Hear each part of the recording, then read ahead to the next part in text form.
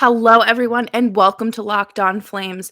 It's not time to hit the panic button after that 5-4 loss to the Washington Capitals, but it is time to hit the panic button with Sean Monahan. More on that coming up on today's episode of Locked On Flames.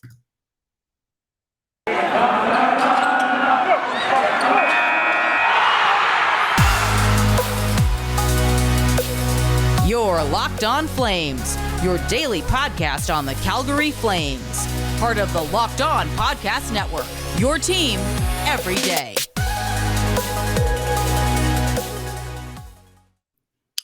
Well, hello, everyone. As always, I'm your host, Jess Belmosto, and today I'm joined by my new co-host, Auddie James. How are you? Hello. I'm fantastic. I'm happy to be here. This was a long time in the making, but Yeah. finally here, and I'm happy to be here. This is gonna be great. I'm really excited for it. Yeah, I think it's a great addition, obviously, to the team, and having you here to banter with me about this team that just seems to have a lot of people confused and up in arms, but Yep.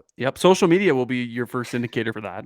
Lots of yeah. people online that, uh, yeah, I don't know. It's an interesting place in Flames Twitter land, isn't it? Oh, always. That's what I've learned now that I've settled in there over the last 2 years. For a while, I was like, "Oh, it's, like, not really toxic. It's kinda nice over here." Mhm. And then just one thing happens and hell breaks loose. Oh yeah. Well, look, Kind of I sorry. Go ahead. No, I was just gonna say kind of like last night's game.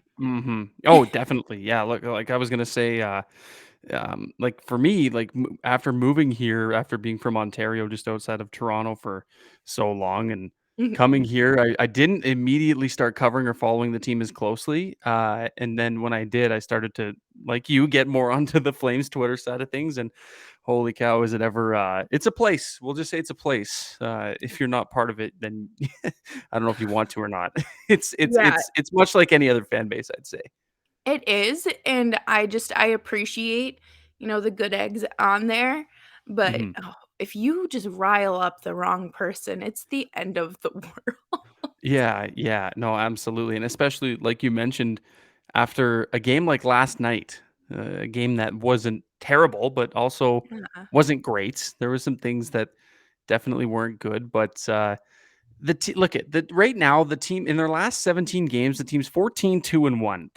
Now is not the time to be panicking after a close game, might I add, on the Mhm. second half of a back to back against the Washington Capitals. Alex Ovechkin, who's going to ruin your night after night.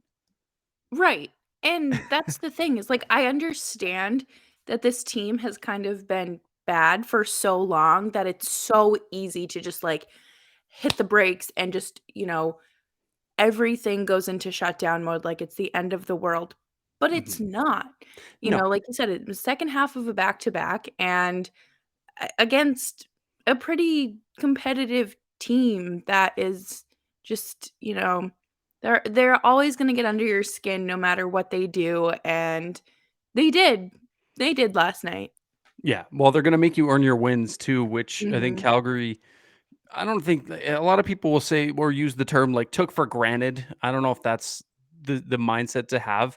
If they took for granted the fact that maybe they thought it was going to be a little bit easier given the schedule too, right? They're gonna Right. they're gonna face Tampa Bay tomorrow night. They're going to be facing, and again, 5 games in 7 nights will do that too. You get tunnel vision. You're like, oh yeah, you know what? We got these guys. They're gonna play Detroit too, and that should be a a better game. Yeah. But it's easy to put up those blinders and just say, you know what, like maybe it's time to like take yourself out of the box of or the tunnel vision box and just kind of see things for what it is. And that was just a competitive team that started on time, and they made you work for everything, especially Dan Vladar had not a heavy workload, but there were a lot of high danger chances Mhm. against him, and I think that's just a testament to the whole team kind of not taking their foot off the gas. I don't want to say that, but like maybe it was just taken for granted. I don't know. What do you think? Like it's Yeah. I think that they got comfortable, yeah, and that's a that's good word. because, like you said, it's the second half of a back-to-back. these condensed schedules are killing this team, Mhm. and, they're getting comfortable playing at home. Usually, I think or really last year was the only full season that I covered them, and they stunk at home. But Mhm. now the roles are reversed, so they're not doing too hot on the road unless you're Andrew Mangiapane, who should've or could've had his 30th goal of the season last night. But it's just an unfortunate thing. You're not gonna win every game no matter how No. hard you try to win them all. You can't go 82-0. No, and it's definitely not time to hit the panic button No. after that. Like you talked about, or we talked about, we're gonna beat this thing to death the second half of a back-to-back, Right. uh, on a week where they're gonna play 5 and 7. Like this team is going to be exhausted, and then I think they play 4 next week too, I which, like think you said, so. just kinda speaks more volume to the condensed schedule. But what everybody needs to realize, Flames fans need to realize the most, is this is what it's gonna be like for the rest of the year. Mhm. Right? They're not gonna win 14 of their last 16, you know, every 16 games. Right, like They're, like the points percentage, because they took one to overtime. But you know, I'll say this, and this is kind of where I wanted to lead into with this. Don't panic right now. It's not time to be sounding all the alarms and putting out tweets about, oh, how they lost to the Capitals and whatever. It's not a big deal. This team basically has to play 500 hockey for the remainder of the season to finish with over 100 points, which is a very, very doable thing for Daryl Sutter and the Calgary Flames. 500 hockey for the rest of the way, barring anything ridiculously crazy, is not hard to achieve. And they no. need to do that to finish with over 100. That's their over 100 points marker, right? They're going to be a playoff team. I don't Uh, see any world where this team isn't at least a wild card spot. yeah, I really think things would have to take a severe, drastic, sharp turn Mhm. in order for them to, just kind of fall out of the picture. Yeah, and I mean, you look at some of the other teams in the division too, kind of falling off. The Kings have been steady. The Coyotes and the Kraken are a non-issue. We don't Yeah. worry about them. Edmonton can't figure it out. Who holds the wild card spots? I think they're from the Central. I believe it's Minnesota, Nashville, if I Yeah, they're both in remember that wild card correctly. spot. Yeah, I I don't in have the the standings Wild in front of me. yeah, well, I talked about the Wild today on the national show, and Mhm. they bless Cam Talbot's heart. Seems like a great guy, former Flames goalie, obviously, but, Forever Flame. I I just I don't know. He Now is is not the time to get cold. That's the no. problem, and they've been cold for a while. And that they don't have they're the new Flames in terms of not really having an identity, because Mhm. they don't know if they're good, and they certainly don't know if they're bad. They're just kind of pushing through, and Yeah. that's not gonna win you anything. So No, no, it's been an identity thing for them for a while. And mhm. don't get me wrong, I love the fact that they're starting to get good. I think it's nice to see teams like that take that step, and Kirill Kaprizov definitely aids in that Oh, in yeah. that category. But yeah, I don't know. It's but to bring it back to Flamesland, I just don't see them like I don't know. Maybe I'm just too optimistic, but I just don't see uh, the bad side of that like kind of coming to fruition, if that makes sense. I don't even wanna think about what it would take to get there, but, it would just have to be something severe that I don't see happening unless it's like a freak accident. Yeah, But it's if that happens, then there's much larger scale issues yeah, to worry about than the losing fu the second half of a back-to-back. Pump the y brakes, everybody. yeah, Pump the brakes. It's not the end of the world. They lost 1 out of their last, 17 games. Like I said, yeah, they went 14, 2 and 1 in their last 17. God forbid this team, you know, and it's not even about them taking a night off. I still think they were competitive. I was in the dome last night watching this one live. There were some blunders that, I think inevitably lost them this game, and you and I are going to get to that. But I don't think it's time to panic. We're in the middle of early March, I guess, and this team is sitting pretty top of the Pacific Division. Yeah, and that's the other thing too is, like, yes, you get really comfortable with winning, Hmm. but you can't. Someone is going to serve you some humble pie the same way that who Vancouver, when they snapped the Flames winning streak. Like, that's Right. just going to happen regardless. And, you know, there are plenty of negative things that we can harp on, and we will absolutely do that. But before, I want to talk to you about Built Bars. If you are a snacker and have to have snacks during hockey games, I'm someone who likes to snack. Uh, Auddie, that this is why we're friends, because we just We're snackers. yeah, exactly, that's all this friendship is based off of.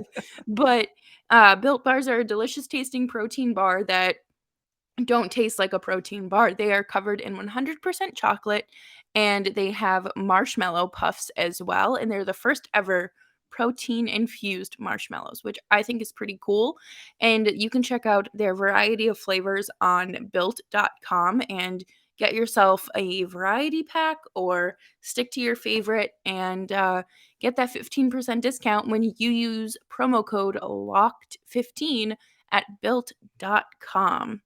So, thank you all so much for tuning in. As always, thank you for following me on Twitter at Jess Belmosto. But now you have another one you need to follow. Auddie, what's your Twitter? It's at Auddie James, Auddie, and then just James, James. You can follow me there. People like to yell at me, but we like to try to keep it as respectful as possible, especially when we're dealing with the Calgary Flames fan base. Yeah, so do you want to talk about why you were getting chewed out today? It's interesting, and it's kind of a nice segue from what we were talking about in terms of last night's game and what went wrong. Look, it's no secret that Sean Monahan isn't the player he used to be, and maybe I get a little vocal about it on Twitter. I think it's justified though, just because of the way you know the seemingly glaring hole on this team is a 3 or 4C. We can talk about that a bit later. But Sean Monahan is not doing himself any favors, nor is he doing this team any favors. So, there's a lot of people online who are super defensive of Sean Monahan, and that's fine. You're allowed to and supportive. And this is what I wanted to kind of talk about too, is you can be supportive of a player, Mhm. but also understand and recognize that he's not the player he used to be. Sean Monahan is the kind of player who could score you 20 or 30 goals in a year. He hasn't scored 25 in the last 3, and he's kind of been notorious for at least tucking 25 in a season. Yeah. But yeah, my tweet was kind of about like, I wonder what the Flames, uh, Sean Monahan is elite peanut gallery is talking about. And I got chewed out by people who support the player and love the player. And it's justified. It's fair. I get it. There's a lot of people that don't want to let go of the fact that Sean Monahan isn't and won't, it's not even a hot take to say he won't be the player that he was, 2 or 3 years No. ago, that year with the purple Gatorade line with him, Johnny, and Elias Lindholm. He's not centering that line anymore, and probably for good reason, because it's helped Gaudreau. Another topic we can discuss at Yeah. another time. But It's just been a domino effect. Like, yeah, it's exactly. that easy to put together.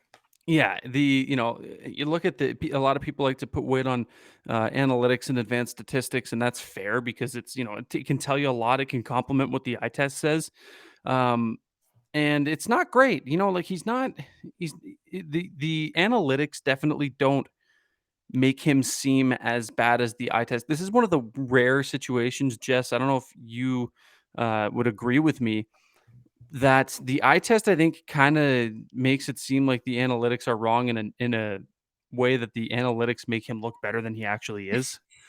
Yeah. Um, Yeah. looking at his where is it here? Expected goals and stuff like that. Where the heck is it? So his goals for percentage dropped down from last season at a 51.28 in 50 games to 38.3. Basically, for those who don't really understand that, that's perfectly fine because it took me forever to start understanding analytics. Yep, Um, same. below 50 is not good. So the fact that he was a 51.28 is last season was like he was, Not He's fantastic, but yeah. not terrible. He's teetering on He's pretty much he's on okayness. the cusp, you know? Yeah. But now he's down to a 38.3 this season, and it's kind of an interesting look too because we talked about it a little bit. His time on ice at this point in time, he's only played 8 less minutes than he did the entire season last year. Again, shortened year, so it's a bit different. Um, but to see that drastic drop, that's 13 points on the goals for percentage is not good. And the goals against, expected goals against, which is the big one because his line is not very good. Um, Slight increase, which is the surprising part from last season, is the fact that he's actually looked a little bit more analytically. He's better, but somehow looks worse. It's kind of the old, what do you trust more, the eye test or the analytics that are giving you Right. your data, right? And we talk about it too. Every model's different. So what I'm reading now on Natural Stat Trick could be different from what Dom at the Athletic says. It could be different from what Jay Fresh says. It's all these outlets that produce these advanced stats. It could be different. So it's dependent on the formula used too. Absolutely. And I think the biggest issue is like no one's immune from criticism, okay? No. Like I've talked about Johnny on this show. I've literally like ripped Kachuk a new one a few times because just like things happen. And it is unfortunate to see Sean Monahan go from this great center who's getting you, 20, 30 goals a season down to what this is. And does this have something to do with who his line mates are? Or is he kind of the common denominator because once Johnny was elevated to the first line, things have gone so great for him. And that was a fantastic, like, oh my God, this is like what this team's needed the entire time. Hmm. And then, you got to consider that Sean Monahan's coming back from a very intense surgery, a very intense injury that was completely neglected Hmm. and just acted as if it didn't exist by the medical team. Yeah. And he has to heal from that as well. Just because you're cleared to play hockey does not mean you are healed and back at 100% pre-injury. Yeah. And I call him a poor man's David Krejci in like the most respectful way possible because of his injuries. And I Right. want to see him have, in a year or two from now, especially in a contract year, walk and get money elsewhere. Mhm.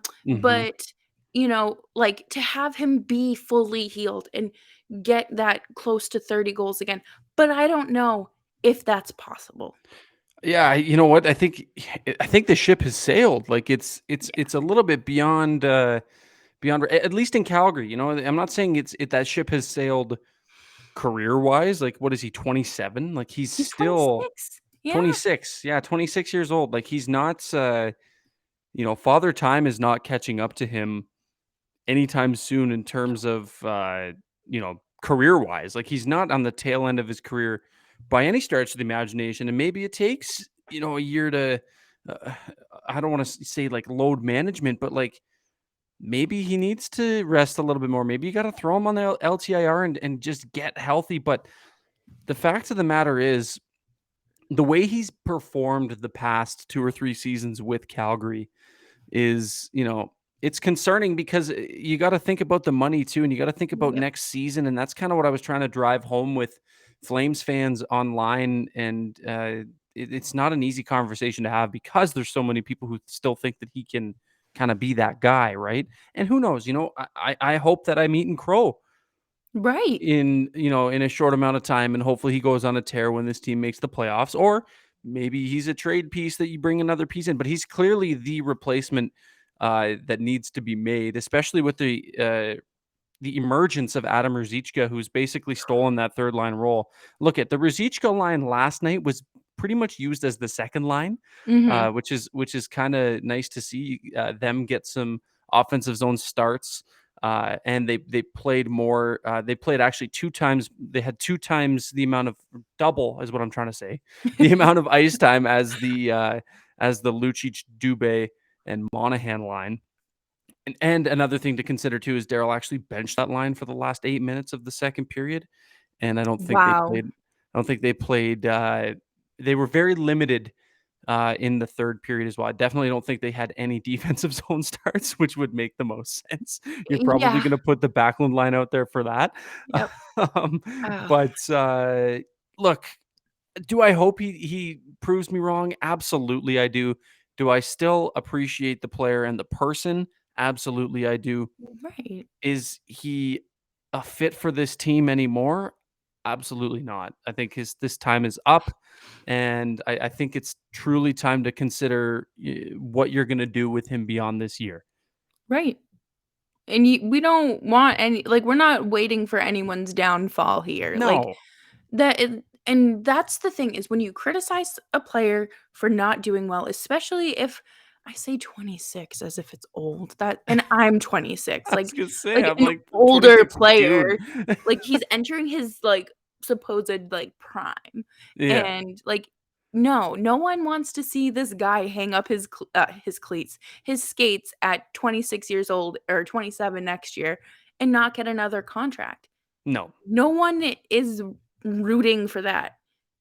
I haven't seen anyone rooting for that, I'm sure there's but people out there. It's just not us. right, like, it's probably on, like, a corner of Reddit that, like, I just Yeah, don't go to, but I there's just so much work that needs to be done, especially as this team continues to make itself more attractive and become a legitimate contender.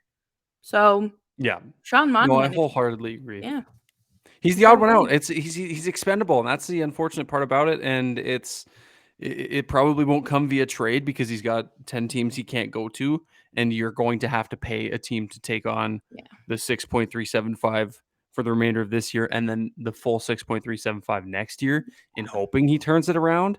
So, like the most likely scenario I talked about it on Twitter today is the buyout route.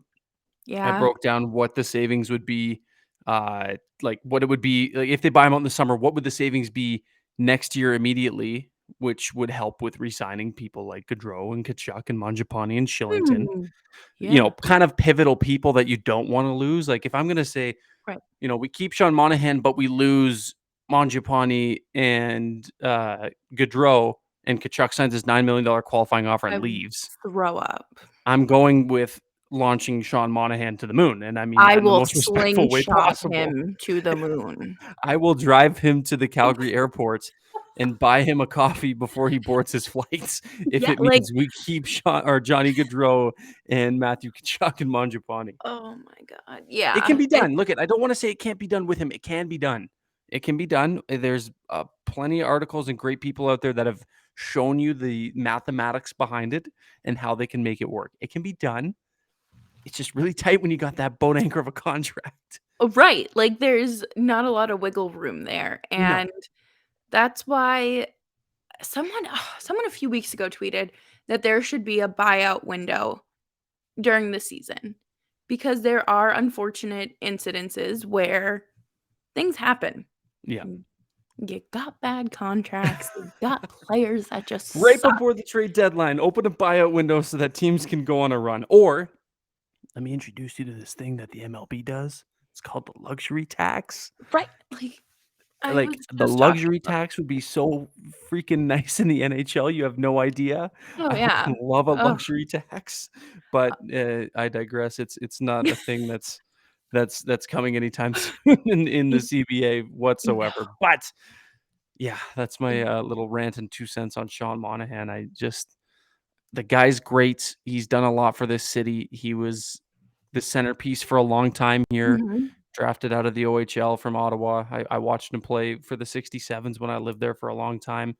And it's unfortunate to see the downfall, but sometimes you got to call a spade and just move on.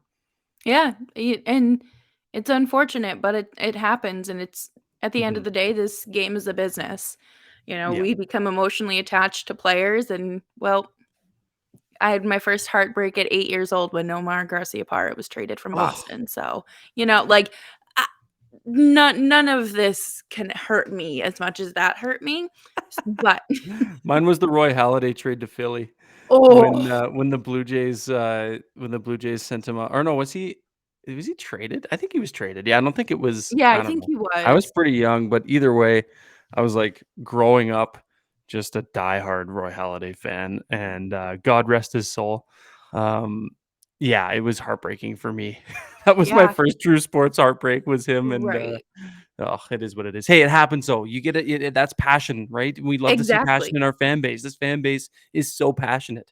They are, and that's one of my favorite things that, like, I've come to know and love about this fan base over the last 2 years, and, one thing they are passionate about is also bringing in, some guy from San Jose, which we might talk about next, We maybe? should. Yeah, maybe we should. Yeah?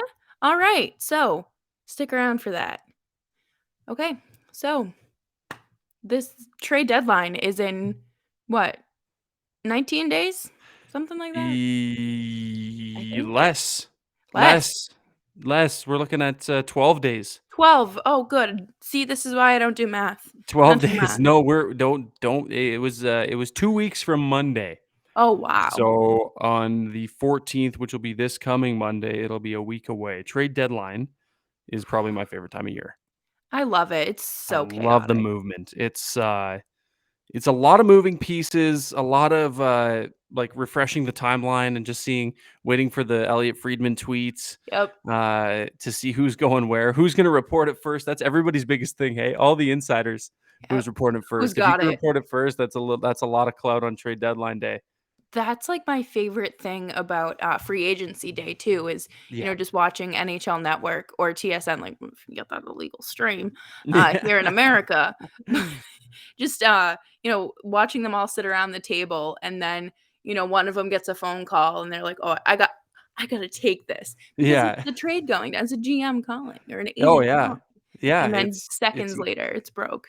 and then they cross their name off the board and then Yep. you focus on the next guy. But yeah, My it's kind of ties into, at least in the Flames discussion, what we just previously talked about in the last segment there about Sean Monahan, because the glaring need, I think, and a lot of fans will agree, is the need for another center. We need more depth down the middle, Yeah, and Sean Monahan's not the guy that's going to provide that. So at this point in time, when your window is as open as it's ever been, you got to be active on trade deadline day.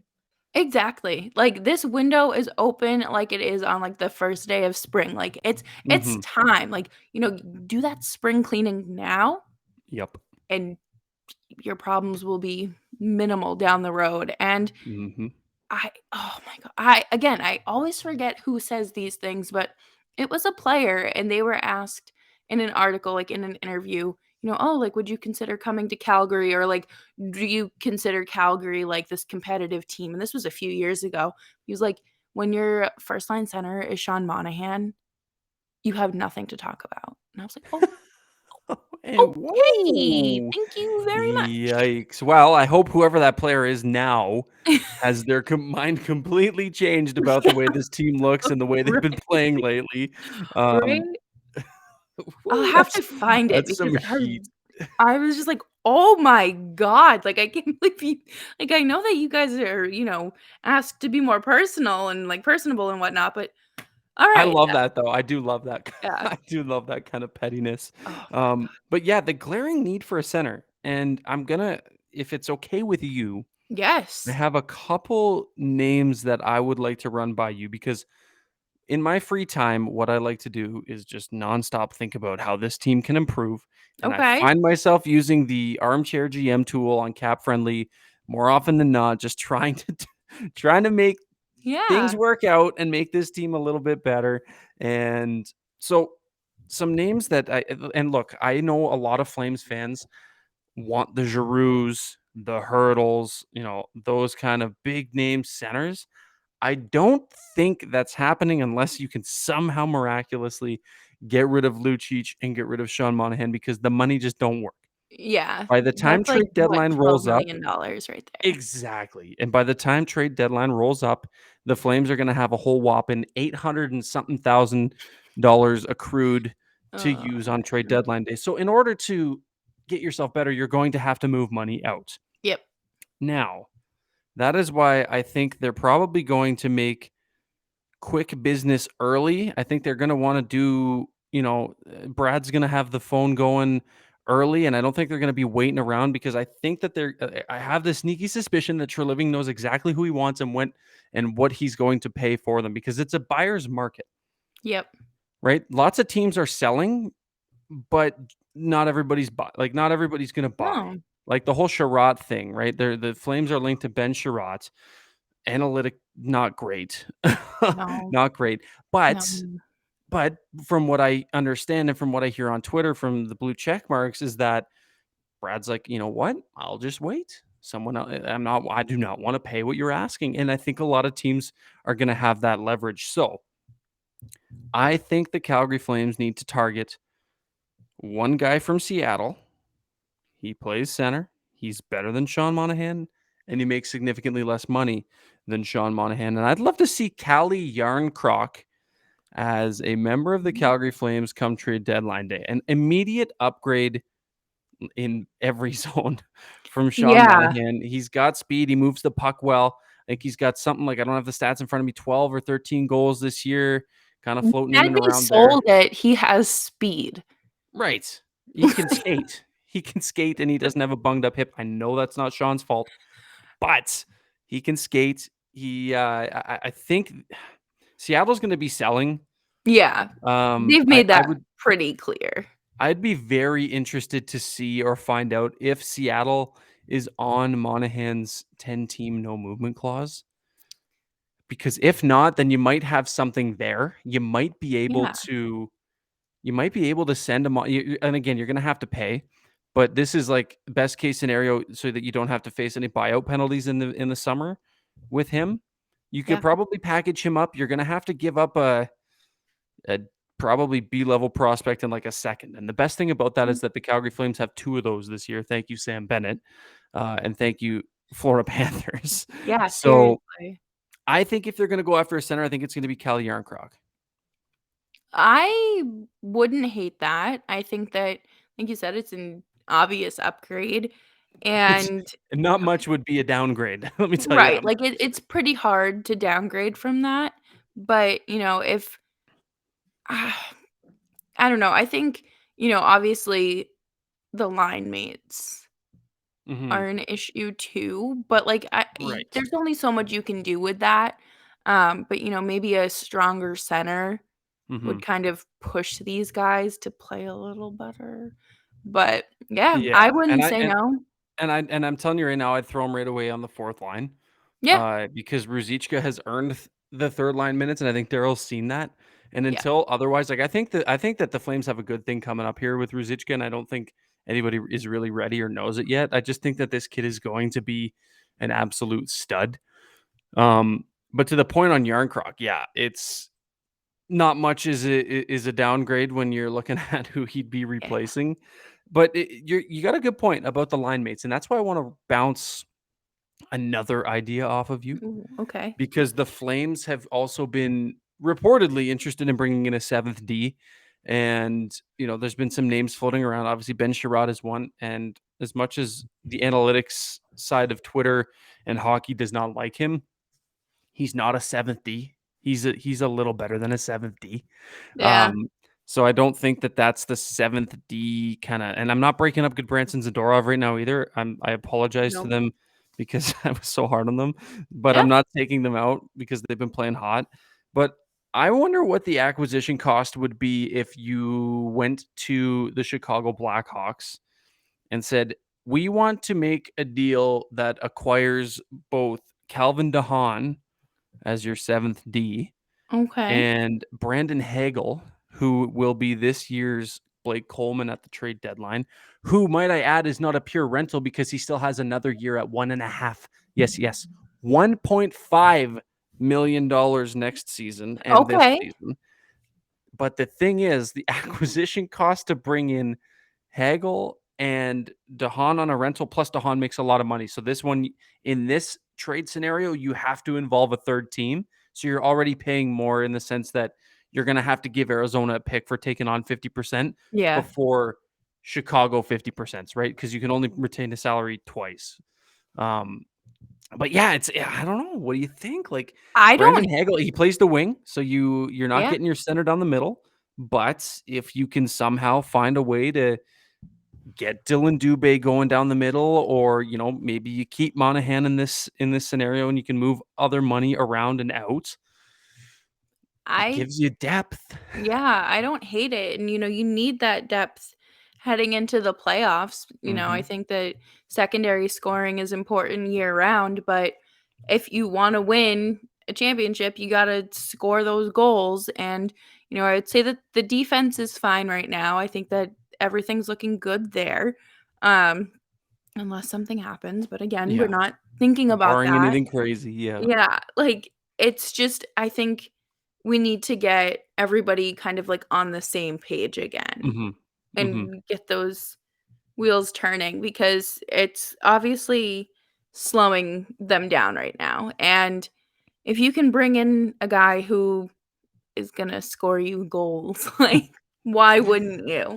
Yeah, yeah, and, you know, that this whole kind of model in terms of a trade came to me during the Nick Ritchie, or not Nick Ritchie, the other bad Ritchie, Brett Ritchie. Right, yeah, yeah, How could I forget? Launch him into oblivion too. yeah, But, when he was getting all that ice time and Dubé was scratched, and I was like, "Jeez, like, we need to do something here. right, Something needs to give because Brett Ritchie should not be in the lineup night in and night out." So, no, this is where the haggle thing kinda came to me. I bounced it off some people. JJ kinda helped me out with it as well, and the consensus was, yeah, we should try to see what happens. So, if that could happen, if they can get some kind of deal done to bring in Hagel and DeHaan, I'm wiping my hands of it, and that's my trade deadline if I'm Brad Living. I'm done. That's yeah, that's the only piece of work I'm doing.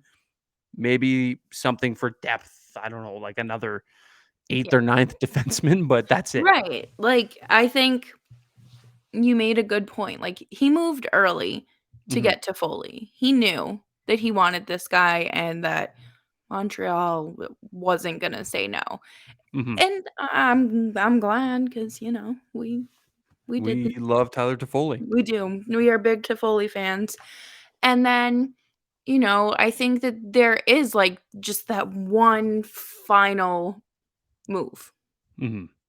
that has to be made, That that and knocks a that knocks a Richie or someone of those legs out of the lineup. That's what it's gotta be.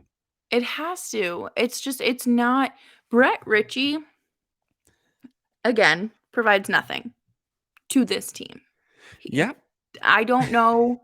He literally I has not provided anything. He's got 0 He has points. 0 points, and it just makes me so angry. Like, I understand, like, offering him that PTO last year and signing him because, the Flames were in that weird period, transition period. Mhm. There's no room for him on this roster now. It is No. time. Why has he not been placed on waivers? I don't know, you free up a little bit of money by doing so, but I don't know, cause like, what's the next move after that? I don't know. What is that? Like, do you bring someone up? I don't know. I don't know what it is. Yeah. Ship him to Arizona. It's play with his Literally, brother. reunite the Ritchie brothers. That's Yeah, fine. yeah. Because they both played in Boston at the same time, no? No. They Brett didn't? no. Oh, geez. Oh, because No. Nick was only there last year. Yes, Right, and okay. no, he was I can't there. remember. I'm getting it mixed up now. All the So, Richies. Brett Ritchie was signed in early, like, free agency type of stuff, and then it was placed on waivers in, like, October, November, and then Nick Ritchie was a trade deadline. Ah, okay. Gotcha. Well, either way, reunite it. Do the Yeah, do the old Dougie Freddie Hamilton treatment. just Reunite the brothers. just get them out of Calgary, Yep. please. Yep. And the last center I would maybe consider is Nick Paul out of Ottawa. Hmm, Um, there's been some talks that he'd be interested in re-signing there, but I heard that the contract negotiations haven't been good with Pierre Dorian and Pierre Maguire. So that's yeah, the sky is also blue. Um, so seriously. so I don't know how legit that would be, but hey, you know what? That's the beautiful time of this year is we can speculate until Right. something happens. That's fun, and I think that, obviously, we're looking at this realistically, Trying but to at least.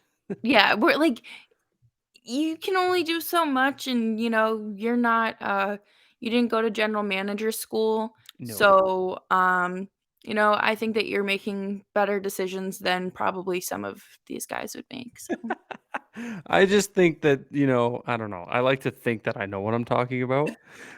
At least you I do a sell good it job pretty of good. pretending it. I So do a good job of pretending it. Again, I don't know what these deals look like in terms of what these other teams get back, but Mhm. it's doable. I think they can all be doable, and that's going to be the name of the game this trade deadline. Absolutely. I think that it's like you said, the Flames are just gonna do that quick shuffle and then be done. Mhm. I don't know what, you know, the rest, like the blockbuster trade will be if there even will be one. Mm-mm.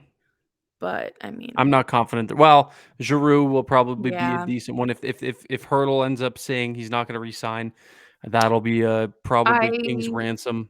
Philip Forsberg too. Philip Forsberg, yeah, we don't know what's going on there. Yeah. So It's I gonna be don't know. interesting. It's gonna be fun Yeah. either way. Does MAF go? Like Edmonton needs a goalie, Yeah, right? There's exactly. lots of different things that could happen this trade Yeah. deadline, and that's what people don't realize yet. Is there's like I don't know. It's the most wonderful time of the year.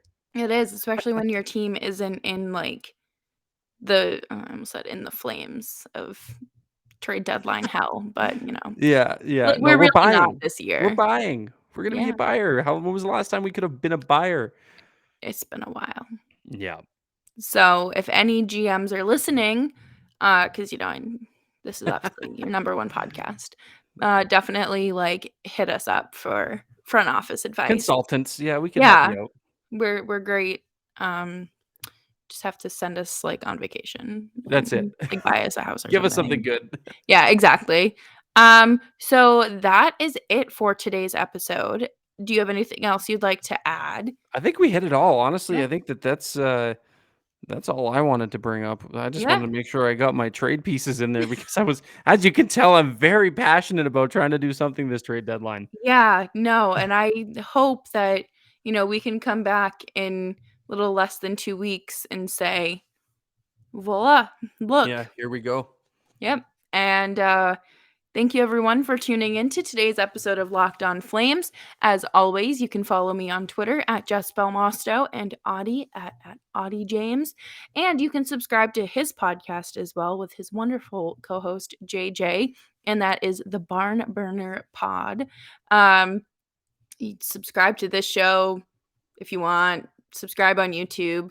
Please leave a Do it. comment. Be nice. That's all I ask. Yes, Oh, please. The internet can be vile sometimes. honestly, like someone left a review. They were like, "It's pretty obvious she doesn't know hockey." I was like, "Thank you so much. Yeah, thank you. Thank you. I Thank you so appreciate it. Would much. you like to switch Yes. jobs for a day?" Yes. Yeah, Like, you come do this and see how you like it or how you exactly. stumble, Right. people. So yes, and I will see you all tomorrow. Audie, we will chat next week. Yeah, we'll find something out. We're still trying to nail down the schedule, but Yeah, we'll get there. absolutely. All right. Thank you, everyone, and I'll see you tomorrow.